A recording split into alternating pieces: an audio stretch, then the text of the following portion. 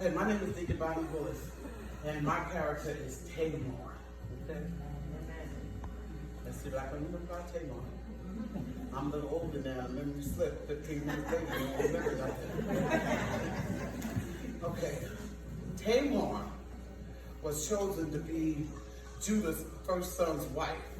His name was okay? So was considered to be evil in God's eye. So he was killed off. God took him from Tamar. So they lived by a law called leveret, which means that when one brother dies, the other brother has to take over the other brother's family and produce children so that his name could live on. So he was asked, his brother Onan was asked to step up and take place so that he can have his brother's legacies roll on, okay, or move on. I hear 2 or 3 different words, but they all can be the same thing. And so the brother didn't like the idea of that, even though he had to do it. He did not like it because he knew that it would not be carrying his name. So he didn't want to have no babies with Tamar.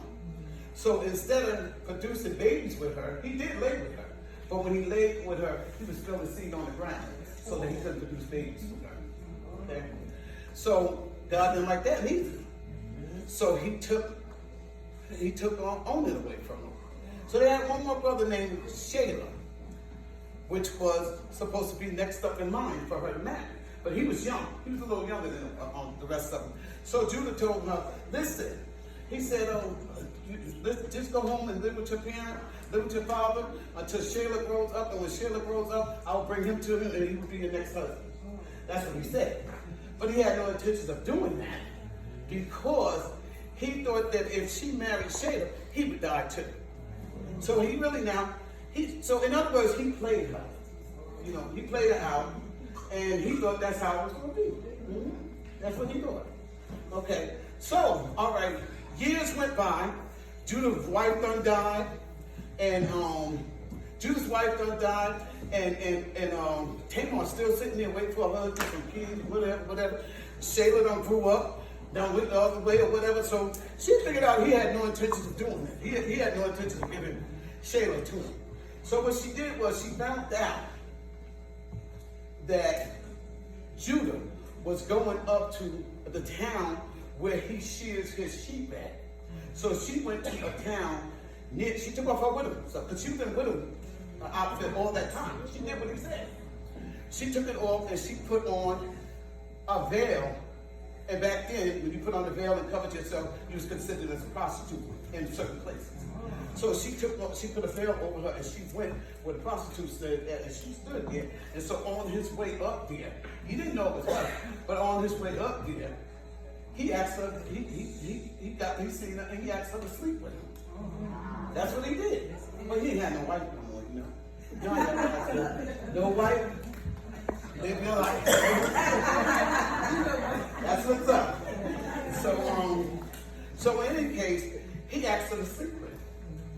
She said, why should I sleep with you? What you gonna give me? He said, well, I'll give you, he said, what do you want? What do you want? He said, I'll give you a young goat, which I guess that was some validity back then, because if somebody tell me they're gonna give me a young goat to sleep with me, that would be just a bit too much these days, right? So, but back then, I guess it meant something. So she said, well, what? You gotta go back home and get that and send it back or whatever. What are you gonna give me in between? He said, what would you like? She said, I want your signet ring. She said, I want your cord, and I want your staff. You know one of the things that's. So he said, okay, I'll give it to you, and then I'll send back the young goat to you. Okay. So he gave her everything. He gave it to her. And after he lay with her, he went on his way. She went back to her widow uniform, or whatever the case may be, and boom, that was it. When he got there, when he thought about that he had to send her the young goat, he did send his friend back with the young goat, but they couldn't find him. They couldn't find him.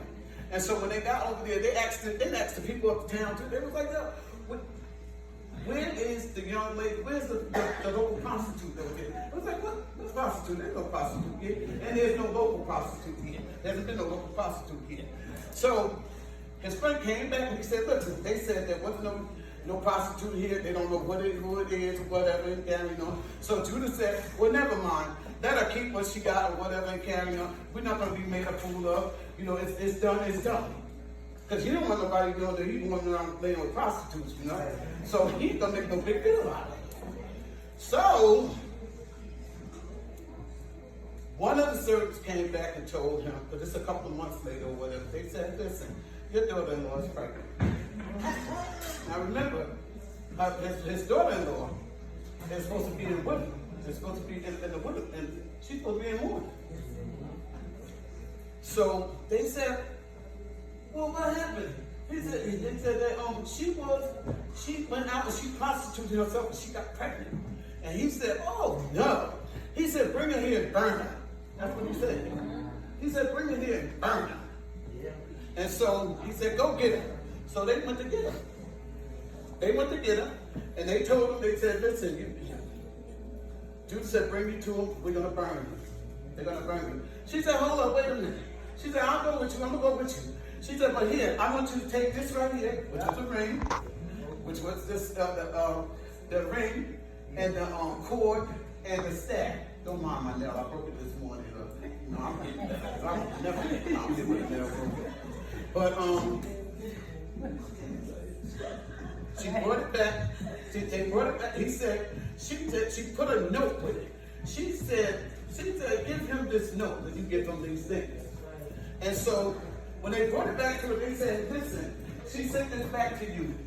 So the note said, listen, whoever these belong to, that's who I'm pregnant by. What's up? Whoever these belong to, that's how I'm pregnant. How about that? So Judah looked at it, and he knew it was his. And he was like, oh no.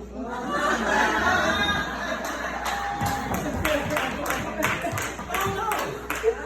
These things are familiar. Because they're his. He said, oh no. He said, we can't do nothing to her. She's more righteous than me. See, because if I would have did what I was supposed to be in the first place, she wouldn't have been, I wouldn't be in this right here. He wouldn't be in this right here. He didn't keep his word. And she didn't settle for just being sitting there by herself, no children, no nothing. So she kind of like took it in her own hand. Okay? And she was like, okay, this is what's supposed to be given to me, or whatever, you know. And even though it was probably wrong the way she went about it, she still went out for hers. And she got her, she became pregnant by Judah. It says in the Bible that he never slept with her again. But she did have a set of twins. She had a set of twins. She did not get killed because she didn't get killed because she was in right standing when it came down to keeping it, you know, having descendants of his son. But what happened was they ended up not doing anything to her, and she ended up having the twins. And the only thing I can tell you after that is that somewhere down the line, it comes back up in Hebrew, I believe it is. She came up in Jesus' genealogy, where she was related to. She was a relative of Jesus. She was relevant to him being born. Amen.